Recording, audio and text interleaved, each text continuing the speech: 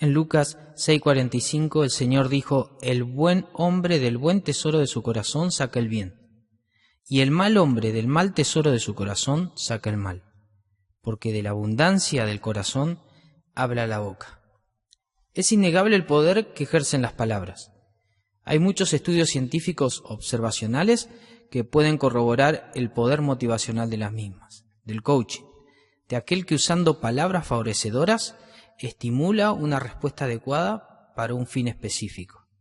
Así también hay muchísimos trabajos que fortalecen la idea de que las palabras agresivas, cargadas de ansiedad, ante factores de estrés específicos, pueden menoscabar no solo el potencial para una respuesta adecuada, sino también lo que tiene que ver con el autoestima de una persona. Y es cierto, las palabras pueden funcionar como la peor de las enfermedades, pero también como el buen ungüento, como el mejor de los médicos. Es Santiago, el hermano del Señor, allí en el capítulo 3, verso 5, que dice: así también la lengua es un miembro pequeño, pero se jacta de grandes cosas. He aquí cuán grandes bosques enciende un pequeño fuego. Y la lengua es un fuego, un mundo de maldad. La lengua está puesta entre nuestros miembros y contamina todo el cuerpo e inflama la rueda de la creación, y ella misma es inflamada por el infierno. Porque toda naturaleza de bestias y de aves y de serpientes y de seres del mar se doma y ha sido domada por la naturaleza humana. Pero ningún hombre puede domar la lengua, que es un mal que no puede ser refrenado, llena de veneno mortal. Con ella bendecimos al Dios y Padre, y con ella maldecimos a los hombres que están hechos a la semejanza de Dios. De una misma boca proceden bendición y maldición. Hermanos míos, esto no debe ser así. Hermanos, fue Pablo quien le dijo a Timoteo que debía ser ejemplo. Lo hizo en el contexto de la influencia contraproducente del mundo, pero también en el contexto de menosprecio del conjunto de hermanos que no lo tomaban en cuenta por ser joven. Pablo entonces comenzará a enfatizar las áreas en las que Timoteo debe ser un fiel ministro. Y estas áreas básicamente se dividen en dos. La primera es el área de la palabra, lo que va a decir, lo que tiene que hablar. Y la segunda tiene que ver con los hechos, es decir, su conducta, el amor que manifieste, el espíritu, es decir, la integridad de sus acciones, la fe, que es la fidelidad, y la pureza.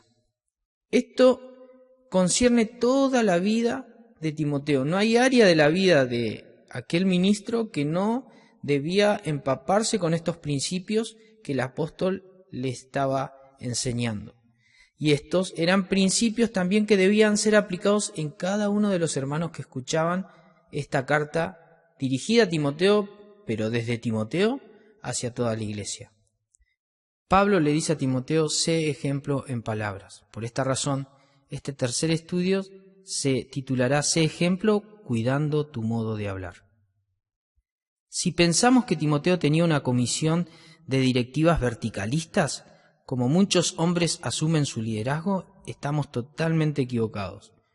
No debemos pensar que Timoteo recibió una orden vertical de Pablo para que de esa forma él baje línea hacia todos los hermanos que se opongan a su ministerio.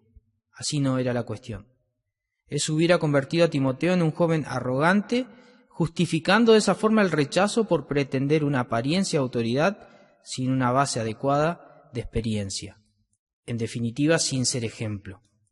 Y claro, cuando uno lee en el versículo anterior, el verso 11, que Pablo dice esto: manda y enseña, nos preguntamos, ¿mandar es congruente con enseñar? ¿Mandar es compatible con ser ejemplo en palabra y acciones? La única forma para comprender el espíritu de estas palabras es entender un término adecuado, el término autoridad. La autoridad siempre es testimonial, y esta es muy diferente con el autoritarismo, con el que muchos en aquella época intentaban silenciar a Timoteo. Si recordamos, a Cristo se lo reconoció porque sus palabras, sus enseñanzas se basaban como quien tenía autoridad, Mateo 7:29. A tal punto que muchos reconocían que con autoridad mandaba a los espíritus inmundos y éstos le obedecían. ¿Qué clase de palabra es esta?, se preguntaban. Simplemente era la palabra de Dios en la boca de Cristo. En Juan 7:15 se nos dice que se maravillaban los judíos diciendo: ¿cómo sabe este letras sin haber estudiado? Y Jesús les respondió: mi doctrina no es mía, sino de aquel que me envió. En definitiva, aquello que surge de la palabra de Dios es lo que debe alcanzar el grado de autoridad a lo cual cada uno debe sujetarse.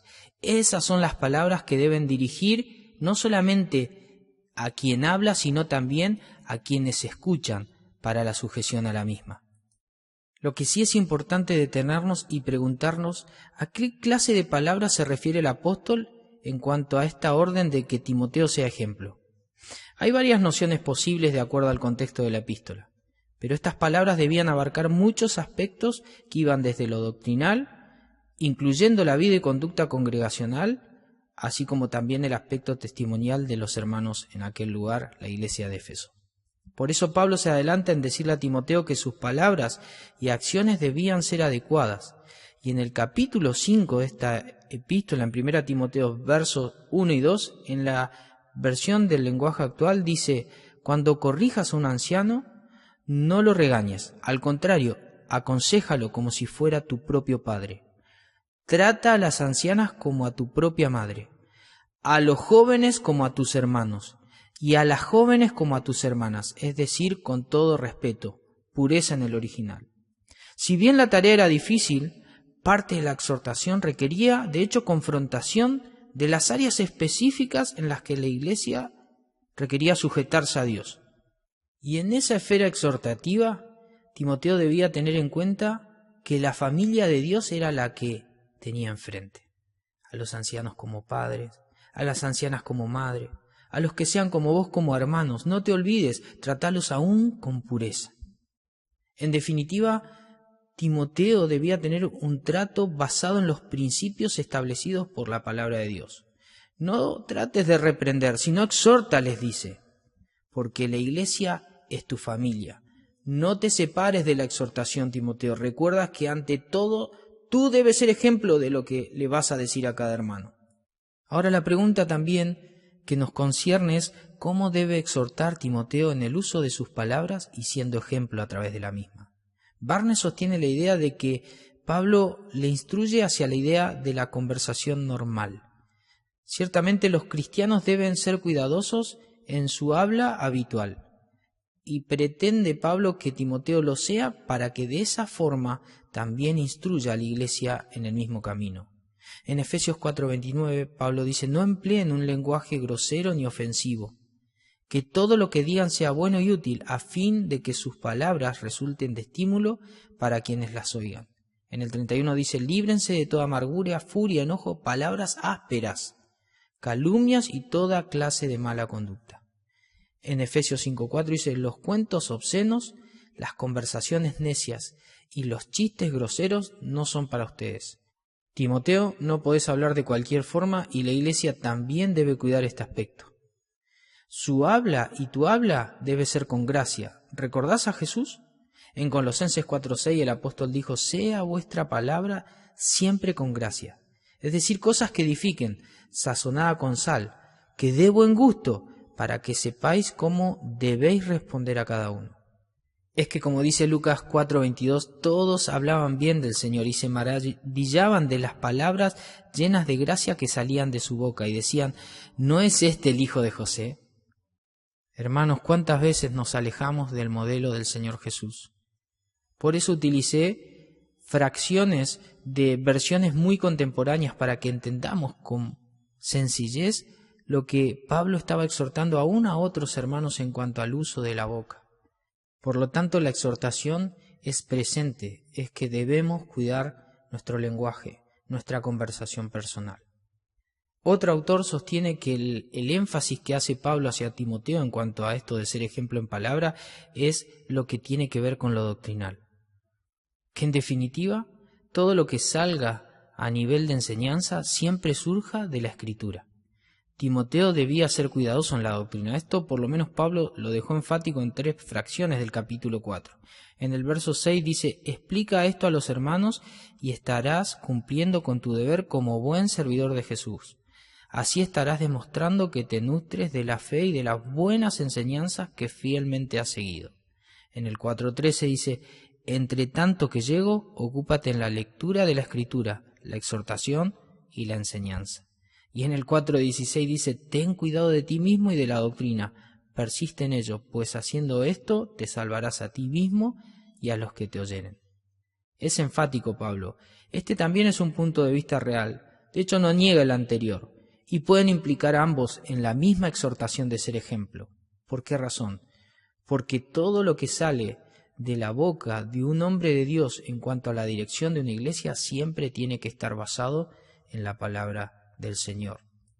Finalmente, el último de los autores, que es Warren Wiersbe, sostiene que el aspecto de ser ejemplo tiene que ver con el hablar la verdad ante que todas las cosas. Pablo en Efesios capítulo 4, verso 15 exhorta que la verdad siempre debe ser hablada en amor. Dice en la NTV, en cambio, hablaremos la verdad con amor y así creceremos en todo sentido hasta parecernos más y más a Cristo, quien es la cabeza de su cuerpo, que es la iglesia. Esto de la veracidad tiene mucho sentido. La iglesia no logra santidad sin la verdad. Jesús en la oración allí en Juan 17 dijo, santifícalos en tu verdad, tu palabra es verdad. Allí en Proverbios capítulo 12, 19 dice, las palabras veraces soportan la prueba del tiempo, pero las mentiras pronto se descubren. La verdad siempre es consistente. Por eso Santiago en el capítulo 5, verso 12 dice, sobre todo, queridos hermanos, no juren ni por el cielo, ni por la tierra, ni por ninguna otra cosa. Cumplan más bien con su palabra. Cuando digan sí, que sea sí. Y cuando digan no, que sea no. No vaya a castigarlos Dios por no cumplir con sus palabras. Es decir, nuestra palabra debería ser consistente, verdadera. No es necesario ningún apoyo externo ni juramento. Así debe ser el hombre, y más quien confía en Dios. Hermanos, como Timoteo, nosotros también fuimos llamados a ser ejemplo. No importa si no sos joven, no importa tu edad, este modo de vida trasciende el sexo, la raza, la edad, nos incluye a todos. Todos somos exhortados a cuidar nuestro lenguaje, nuestra conversación habitual. Todos somos exhortados a que la dirección de nuestra palabra sea desde la Biblia, de la Escritura. Finalmente, todos somos llamados a hablar en veracidad. No necesitamos apoyo externo. Nuestro sí debe ser sí y nuestro no debe ser no. Así que esto nos exhorta no solamente a cómo hablar, sino también en dónde vamos a poner nuestros oídos. Porque a veces queremos decir la verdad, pero no nos gusta escuchar la verdad. Hermanos, si queremos que nuestra forma de hablar cambie, debemos empaparnos en principio de la palabra de Dios. De ella va a surgir la convicción en donde nosotros estamos fallando. Y lo segundo, sujetarnos a la guía del Espíritu Santo. Acordémonos, hermanos, de la abundancia del corazón habla la boca. Para poder encontrar entonces el poder para vencer, debemos encontrar dónde está la raíz del problema. Y el Señor va a hacer la obra, confiemos en Él. En definitiva, Pablo no le dijo a Timoteo ese ejemplo, nos está diciendo a nosotros, sean ejemplos en palabras. Bendiciones.